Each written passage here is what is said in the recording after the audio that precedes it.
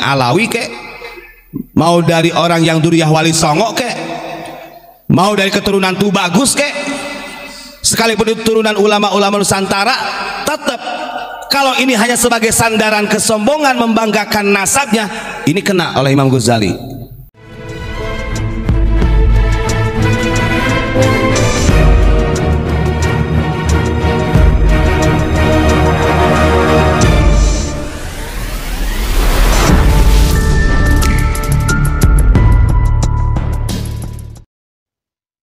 Assalamualaikum warahmatullahi wabarakatuh. Alhamdulillah, balik lagi di channel Maret 27. Pemirsa Maret 27 dimanapun Anda berada, semoga kita semua selalu dalam lindungan Allah Subhanahu wa Ta'ala, senantiasa mendapatkan limpahan rahmat, taufik dan hidayahnya, dimudahkan segala urusan kita baik di dunia maupun di akhirat. Amin Allahumma amin. Pada kesempatan kali ini kita akan membahas ciri-ciri atau tanda-tanda sifat karakter orang jahiliyah. Ini sesuai sabda Nabi yang dijelaskan oleh Imam Ghazali, yaitu diantaranya yang pertama yaitu orang yang gemar menyombongkan atau membangga-banggakan, menggembar-gemborkan nasab atau keturunannya. Kemudian yang kedua yaitu seseorang yang suka merendahkan atau menghinakan orang lain. Kemudian yang ketiga adalah orang-orang yang ketika ada yang meninggal dari keturunannya, ia selalu meratapinya. Itulah ciri-ciri atau tanda-tanda orang jahiliyah ya. Agar pemirsa semuanya lebih bisa memahami konteks dari sabda Nabi Muhammad SAW, ada baiknya kita simak secara lengkap penjelasan dalam video berikut ini. Namun sebelum itu jangan lupa tekan tombol subscribe bagi yang belum subscribe, like, komen di kolom bawah video ini ya. Jangan lupa tonton videonya hingga selesai agar tidak gagal paham. Langsung saja kita simak sama-sama videonya berikut ini. Muliakan Allah Subhanahu wa Ta'ala, setiap malam kita tidak henti-hentinya menyuarakan narasi ilmiah yang tujuannya adalah untuk memberikan pengetahuan, kebenaran. Kenapa saya katakan kebenaran? Karena yang kita sampaikan ini adalah berdasarkan dari referensi ulama-ulama yang secara muttafaq alaih itu disepakati oleh para ulama terdahulu bahwa mereka ini adalah orang-orang soleh, bahkan ba'duhum min auliyaillah. Sebagian mereka itu yang mempunyai predikat para wali. Makanya alhamdulillah kita masih diberikan kesempatan untuk tabarukan, belajar, mengkaji, malah berkah dari ilmu-ilmu yang Allah titipkan kepada para ulama yang soleh, sehingga kita mudah-mudahan menjadi anak yang soleh dan solihah. Amin Allahumma amin. Dari beberapa kajian tentunya karena atas dasar petunjuk dari guru, dari Abu Yama Maghufran Al-Bantani, kita sudah tahu bahwa di dalam kitab Ihya Ulumuddin itu jilid 3, Imam Ghazali sendiri ini sangat mewarning keras bagi orang-orang yang selalu al-fakhru bil ansab, bagi orang-orang yang selalu membanggakan nasab, wa mustanadu rojaih bi solahil aba, dan bagi orang-orang yang selalu bersandar pengharapannya dengan kebaikan nenek moyangnya. Ini sangat dikritik keras oleh Imam Ghazali, dan Imam itu Ghazali, saya yakin para ulama sepakat. Walaupun kadang-kadang ada orang yang mengatakan, wah ini kan sekarang bukan Bani Alawi, Ba'alawi ini disebutkan pada Alawiyin kan begitu. Nah ini sebagai jawabannya ketika orang yang memang tidak memahami naskah atau ilmiah yang disampaikan oleh Imam Ghazali di dalam kitab Ittihafus Sadatil Muttaqin karya Imam Zabidi. Nah ini saya tunjukin ya. Ini kalau kita baca semuanya ini lebih Masya Allah. Nah ini monggo Pak Sakur ya. Kitab Ittihafus Sadatil Muttaqin. Kitab ini ada 14 jilid yang mensyarahi kitab Ihya karya Imam Ghazali. Imam Ghazali Ihyanya 4 jilid. Disyarahi oleh Imam Zabidi atau Syekh Zabidi ini menjadi 14 jilid. Nah itu di belakang tuh sisanya. Kenapa ingin kita sampaikan? Karena di dalam hadis sahih Imam Tabrani kemarin sudah kita sampaikan, yang diriwayatkan oleh Salman Al-Farisi an Rasulullah sallallahu alaihi wasallam, beliau mengatakan salasatun min alamatil jahiliyah. Ada tiga tanda yang menunjukkan seseorang itu mempunyai karakter sifat daripada jahiliyah. Agar supaya kita dijauhkan dari sifat karakter jahiliyah, tentunya tiga tanda ini harus dibuang jauh-jauh dari diri kita. Ini sebelum saya bacakan Ittihafus Sadatil Muttaqin ya. Yang pertama, tanda-tanda bahwa seseorang itu walaupun di zaman sekarang, di abad 20 sekarang, yang pertama ini, di abad 21 sekarang, Kalau dia masih mempunyai karakter sifatnya seperti yang disabdakan oleh Nabi di dalam hadis riwayat Tabarani, maka bisa dipastikan orang-orang tersebut adalah golongan jahiliyah. Naudzubillahi min dzalik. Yang pertama yang disampaikan oleh baginda Rasul sebagai tanda karakter sifat daripada jahiliyah adalah al-fakhru bil ansabi. Orang-orang yang gemar menyombongkan, membanggakan keturunannya. Keprok dulu, keprok. Nanti kita bagi beberapa fase ya. Kitab Ittihafus Sadatil Muttaqin ini karena memang panjang, Pak. Tidak cukup memakan waktu 1 jam, sebenarnya cukup. Maka ketika para santri yang ngaji kepada Abu Yamamah Ghufran kemudian dia keluar dari pesantren dan membangga-banggakan nasab, ini nasab kita yang bukan Ba'alawi, yang bukan Bani Alawi. Maka jangan sampai kita bersandar kepada kebaikan nenek moyang kita. Andai kata si fulan, si Budi ini santri punya bapaknya kiai, kakeknya kiai, mbaknya kiai, kemudian dia bersandar saya ini anaknya kiai anu. Bohong, kata Imam Ghazali, kata Rasulullah. Orang yang seperti itu justru menjadi karakter sifat tabiatnya seperti jahiliyah. Orang Bani Alawi saja dikritik oleh Imam Ghazali, keturunan Sayyidina Ali. Kalau dia membanggakan nasabnya, apalagi kita yang bukan dzurriyyah dari Rasulullah. Nah ini, kalau orang yang cerdas begitu, Pak. Kalau orang yang nggak paham, wah ini sedikit-sedikit nyindir Bani Alawi. Loh, pahami narasi yang disampaikan oleh Imam Ghazali dan hadis Nabi itu. Artinya Kanjeng Nabi Muhammad itu tidak pandang bulu. Jangankan orang lain gitu. Kalau dari anak turunku, cucu-cucuku, kata Nabi, kalau dia al-fakhru bil ansab minal jahiliyah. Kalau dia selalu menggembar-gemborkan, membanggakan, mensombongkan dengan nasabnya bisolahil aba, maka dia adalah jahiliyah. Itu Nabi. Artinya orang dari keturunan Nabi saja sudah dikritik oleh Kanjeng Nabi sendiri kalau hanya sekedar menyandarkan pada kebaikan orang tuanya. Apalagi kita anak-anak petani, anak-anak nelayan, kan begitu, yang cerdas pikirannya gitu loh. Yang kedua, yang menjadi tanda alamat jahiliyah itu adalah watta'anu bil ansabi. Seseorang yang selalu menghinakan, merendahkan nasab orang lain. Saya tanya kepada adik-adik, adakah ulama-ulama kita yang tidak menghormati dzurriyyah Rasulullah yang ada di Nusantara? Gak ada. Semuanya yukrim dhaifah.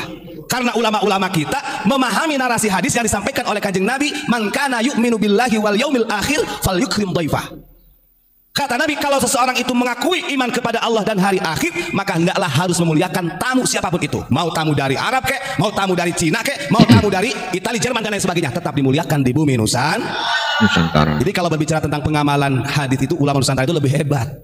Gak ada satupun, sekalipun itu dulu yang menjajah, orang-orang kolonial yang datang ke bumi Nusantara tetap dihormati. Adanya perlawanan sehingga sampai perang kontak fisik itu karena mereka sudah musrifin. Keterlaluan hebatnya ulama-ulama Nusantara. Maka jangan di framing. Yang seakan-akan pribumi itu tunduk kepada mereka. Akhlakul karimah yang dikedepankan oleh ulama-ulama pribumi, siapapun akan selalu dihormati, dihargai di muka bumi ini. Betul apa tidak? Itu akhlak baginda Rasulullah. Yang ketiga, dari tanda jahiliyah itu adalah waniyahah. Orang-orang yang ketika ada yang meninggal dari keturunannya selalu dia meratapi. Orang-orang yang meratapi orang yang meninggal itu adalah 3 tanda daripada tanda-tanda orang jahiliyah. Baik. Setelah kita memahami daripada 3 tanda jahiliyah, kita masuk pada Kitab Dzammil Ghurur. Ini yang disampaikan oleh Syekh Zabidi dalam kitab Ittihafus Sadatil Muttaqin, karya beliau yang mensyarahi Ihya Ulumuddin. Jadi jangan sampai, wah itu kan Imam Ghazali, apakah ada gak ulama-ulama yang lainnya mengkritik ketika orang selalu bersandar dengan nasabnya? Banyak. Kalau kita pahamkan, kita jelaskan di antaranya kitab ini, kitab Ittihafus Sadatil Muttaqin. Beliau menjelaskan begini di dalam syarahnya, di dalam syarah Ihya Ulumuddin yang disebut dengan kitab Ittihafus Sadatil Muttaqin karya Imam Zabidi 14 jilid itu. Al-Mithalul Tsani. Ingat, tipu daya. Sebelumnya beliau menjelaskan tentang tipu daya. Secara garis besar terbagi 2. Ada tipu daya setan. Ada tipu daya manusia yang sebenarnya adalah jelmaan setan. Disebut dengan al-asad, para pendusta atau pelaku maksiat. Beliau menjelaskan di dalam kitab Ittihafus Sadatil Muttaqin karya Imam Zabidi, al-mithalu tsani ghururul asati minal mu'minina billahi biqaulihim innallaha karimun wa inna narju afwah. Ada tipu daya dari manusia yang mana dia mengaku sebagai orang yang beriman kepada Allah padahal dia adalah pendusta. Saya ulangi lagi.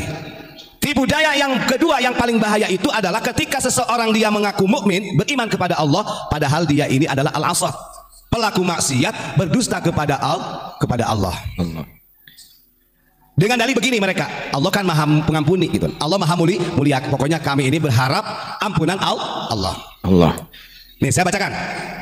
Di antaranya tipu daya ini adalah seperti yang disampaikan oleh Imam Ghazali. Wa rubama kana mustanadu rajaihim at-tamassuka bi salahil abai wa 'uluwi rutbatihim. Ini biar jelas, itu lafaz ihyanya. Kalau di dalam syarahnya dalam kitab Ittihabus Sadatil Muttaqin seperti ini. Wa rubama kana mustanadu rajaihim at-tamassuka bi salahil abai wal jududi. Ini lebih mutawatir. Kata Imam Zabidi begini. Memang banyak sebenarnya dari zaman dulu itu orang-orang yang gemar menyandarkan dirinya dengan kebaikan bapak-bapaknya bahkan nenek moyangnya. Banyak seperti itu. Wa 'uluwi rutbatihim 'indan nas. Karena bapak-bapaknya, kakek-kakeknya ini mempunyai martabat yang luhur di antara manusia-manusia yang lain. Dan ini kalau kita pahami, mau itu dari Bani Alawi kek, mau dari orang yang Duriyah Wali Songo kek, mau dari keturunan Tubagus kek, sekalipun itu turunan ulama-ulama Nusantara, tetap kalau ini hanya sebagai sandaran kesombongan membanggakan nasabnya, ini kena oleh Imam Ghazali. Kata Imam Zabidi, gitu kan?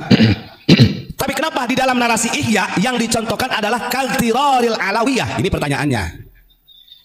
Ya, kita tidak menafikan, bukan hanya mereka, nasab kita sendiri pun yang dari Duriyah Wali Songo, kalau hanya sekedar sebagai mustanadu rajaihim bisolahil aba, tetap dikritik oleh Imam Ghazali. Tapi kenapa Imam Ghazali, Syekh Zabidi memberi contoh kaltiraril alawiyah? Ini namanya tasbih kalau di dalam ilmu balaghah. Syarat tasbihnya ada, apa? Huruf kaf. Ya, misal. Maka jawabannya, ketika Imam Ghazali, Syekh Zabidi di dalam kitab Ittihabus Sadatil Muttaqin memberi contoh kaltiraril alawiyah, karena kebanyakan dari dulu sampai sekarang yang membangga-banggakan nasab, yang menjual nasab orang tua nenek moyangnya adalah dari golongan mereka. Ya? Kalau di dalam Ittihabus Sadatil Muttaqin lebih jelas. Lalu siapa sih Alawiyah itu? Itu kan bukan sindiran kepada Mbak Alawi, itu kan ke Bani Alawiyah, ke anak turunnya Sayyidina Ali. Saya tanya, di Indonesia yang ngaku cucunya Sayyidina Ali melalui Hasan Hussein Bani Fatimah kepada Rasulullah siapa? Kan begitu. Kalau nggak percaya tak tunjukin nih. Nih, biar paham ini. Ini makna ya, iktiraril alawiyah itu bagaimana sih? Kata Imam Zabidi, tipu daya Bani Alawi yang dimaksud dengan itu adalah auladu Ali bin Abi Thalib radhiyallahu anhu wa humul buyutul khamsah. Ingat, anak turunnya Sayyidina Ali dari garis Hasan Hussein disebut buyutul khamsah, yang waktu itu dinisbatkan sebagai ahlul bait. Saya tanya, siapa yang selalu mengaku-ngaku sebagai ahlul bait di sini? Gak mungkin orang kita takut. Diperjelas loh Imam oleh Syekh Zabidi. Maka ketika ada orang yang mengaku-ngaku dari duriyah Nabi, jalurnya Hasan Hussein sampai ke Sayyidina Ali Bani Fatimah, kalau dia hanya mustanadu rajaihim bisolahil aba, maka bisa dipastikan itu adalah iktirar, tipu daya. Kita jangan ketipu. Katiraril alawiyati binasabihim wa mukhalafatihim sirati abaihim at-tahirin fil khaufi wa taqwa wal wara. Itu kalimat yang diittihaf. Kalau di kalimat yang diihya begini, katiraril alawiyati binasabihim wa mukhalafati sirati abaihim fil khaufi wa taqwa wal wara. Ada perbedaan, artinya beliau Syekh Zabidi lebih memperjelas. Kenapa kata Imam Zabidi sampai dikritik demikian oleh Imam Ghazali? Karena kebanyakan orang-orang yang ngaku hanya bersandar kepada kebaikan jijitnya Hasan Hussein, Sayyidina Ali sampai ke Rasulullah, kebanyakan mereka perilakunya itu sangat bertolak belakang dengan sejarah-sejarah mereka nenek moyang. Dalam hal apa? Dalam hal ketakwaan, dalam hal rasa takut khauf rojanya kepada Allah. Lebih-lebih dalam hal waro. Di sini waro dijelaskan. Apa sih itu waro? Orang-orang yang waro itu bukan hal dalam ibadahnya saja, dalam segi makanannya saja sudah hati-hati. Kita lihat dalam sejarah ketakwaan dari jid-jidnya Hasan Hussein, kita lihat khaufnya, waroknya. Saya tanya, Sayyidina Ali, beliau kita tahu dia meninggalnya terbunuh. Jawab santri. Dia tahu nih, saya kasih pemahaman. Sayyidina Hasan, cucunya Nabi, beliau wafat diracun. Sayyidina Hussein, cucunya Nabi, beliau wafat dipenggal. Para santri kalau membaca sejarah, kalau memang betul itu diitbahkan kepada Alawiyah dari Alawi bin Ubaidillah itu, coba lihat sejarahnya. Ada atau tidak dari kurun mereka sampai sekarang yang membela agama Allah sampai dipenggal atau sampai meninggal dunia? Gimana? Gak ada. Justru ulama-ulama kita ketika Babat Banten atau Cilegon banyak ulama kita yang dipenggal, dihukum gantung. Berarti kalau secara ittiba perjuangannya justru lebih mulia ulama-ulama kita. Makanya itu yang dikatakan oleh Syekh Zabidi wa mukhalafati sirati abaihim. Perjalanannya mereka itu jauh, bertolak belakang dengan perjuangan mereka. Kalau kanjeng Nabi udah jelas dicaci, difitnah, itu betul-betul. Sayyidina Ali terbunuh mempertahankan agamanya Allah. Sayyidina Hasan, Sayyidina Husain, itu udah jelas. Hal ini dijelaskan karena mereka adalah orang-orang yang suci. Kama ruwiya an Ali bin Hasan bin Ali wa waladu Muhammadin wa hafidhu Ja'far wa ghairuhum. Ini udah jelas. Dari mulai Ali Zainal Abidin, Muhammad Al-Baqir, Hasan Husain, ini cucu cicitnya. Ja'far. Ini adalah orang-orang yang berjuang betul-betul menjaga agama Allah. Itu sudah jelas. Artinya dalam sejarahnya betul, gitu kan. Tapi jangan dibuat sandaran saja begitu sampean ya. Wa dhannahum annahum akramu 'ala Allahi min abaihim. Nah, ini lebih hebatnya lagi. Ini sudah disampaikan dalam Ihya juga ini. Ada juga bahkan orang-orang yang selalu membanggakan nasab itu, mereka mengira bahwa diri mereka bahkan lebih mulia daripada nenek moyangnya. Makanya, ini saya nggak mau cerita lagi kalau hal ini. Artinya keunggulannya kadang-kadang mengalahkan Sayyidina Hasan Husain. Keunggulannya mengalahkan Sayyidina Ali. Keunggulannya mengalahkan Rasulullah. Id aba'uhum ma'a ghayatil wara'i wa taqwa kanu khaifin. Walaupun beliau dari keturunan Sayyidina Ali ini adalah orang yang punya nasab kepada Rasul, tetap mereka itu adalah orang-orang yang sangat wara', orang-orang yang takwa dan takut kepada Allah. Wa hum ma'a ghayatil fujuri wal fisqi aminun. Sementara anak turunnya yang membanggakan nasab hanya bersandar pada solahil aba, mereka merasa aman dirinya, padahal dia ini adalah orang fujur. Fujur itu lacut. Dia ini orang fasik. Na'udzubillahi min dzalik. Wa dzalika nihatul iqtirar billahi faqiyasus syaitonil alawiyah. Nah, itu besok lagi lah ya. Biar kita kepanjangan. Intinya begitu. Karena ini keterangannya panjang. Ada beberapa lembar yang menjelaskan tentang dari keturunan Sayyidina Ali. Sehingga nanti kita akan paham. Oh, betul. Maka ada dalam Al-Qur'an ketika Nabi Ibrahim ini terakhir berdoa kepada Allah, akhirnya beliau mengatakan wa man tabi'ani fa innahu minni. Ini yang menjelaskan bahwa yang layak sebagai penerus kanjeng Nabi itu bukan dari garis keturunan. Tapi barang siapa yang mengikuti jejakku, kata Nabi Ibrahim, maka dia adalah golonganku. Maka betul dalam hadis Nabi, kenapa harus al ulama warasatul anbiya? Karena yang menjadi jejak perjuangan kanjeng Nabi itu ada dua. Ada yang dari jalur nasab, ada dari jalur sabab atau ilmu. Dari dua ini, ketika yang dari jalur nasab ini tidak sesuai dengan perjuangannya, falaisa minni, kata Nabi, dia bukan golonganku. Tapi walaupun dia tidak punya nasab kepada kanjeng Nabi, tapi secara sababnya, keilmuan dan jejak akhlaknya sesuai dengan kanjeng Nabi, fa innahu minni, justru dia adalah golonganku. Jadi jelas ya, apa yang disampaikan oleh dalam video tadi ini sudah sangat jelas. Itu siapa orang yang membanggakan nasab atau keturunannya, termasuk golongan atau orang-orang jahiliyah. Mungkin itu saja yang dapat saya sampaikan kali ini. Mohon maaf jika ada salah kata. Akhirul kalam. Wassalamualaikum warahmatullahi wabarakatuh.